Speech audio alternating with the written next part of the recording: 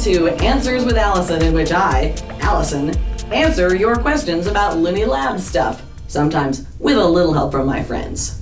So, today we have something very exciting. We have a whole bunch of little answers. We're going to go through them kind of quickly, so buckle yourselves in. All right. Can anyone look through the discard pile at any time? Yes.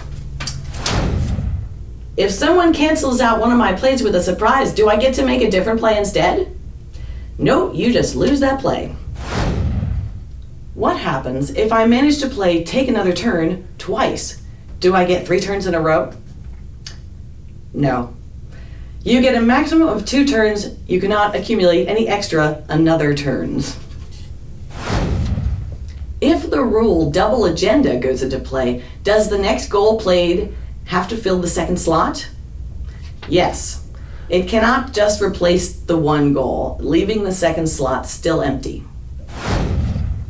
How does inflation, that's x equals x plus 1 for you old schoolers, interact with cards that say you may take 1 extra draw or play or whatever?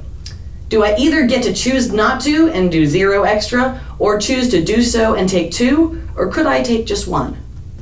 So in this case, it's either 0 or 2. There is no 1. For cards that let you do something once per turn, is that once for your turn or once for each turn in the game? Sorry. All powers that can be used once per turn can only be utilized on your turn. If I play Take Another Turn, do I have to comply with hand and keeper limits between turns? So this is kind of interesting because actually when I first played, I totally got this wrong. And I was playing with Kristen and Andy one day and I found out that no, you absolutely have to comply. Andy says, yes, for a brief moment between turns, it is technically not your turn and you must comply with all limits at that time. Sorry. For the poor bonus, is 0 keepers fewer than 1? This seems intuitive, but just hear this guy out. It says it applies to the player with fewest keepers on the table. So does one have to have a keeper on the table to even be in the running? So it is actually just as intuitive as you would think. 0 keepers is indeed less than 1.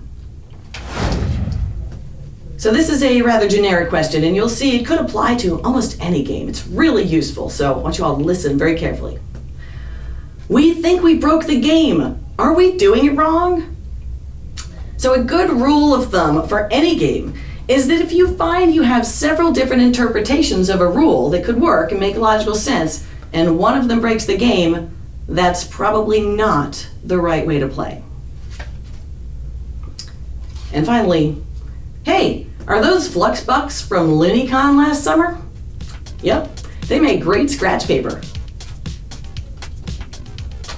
And that concludes Answers with Alison today. We'll see you next time.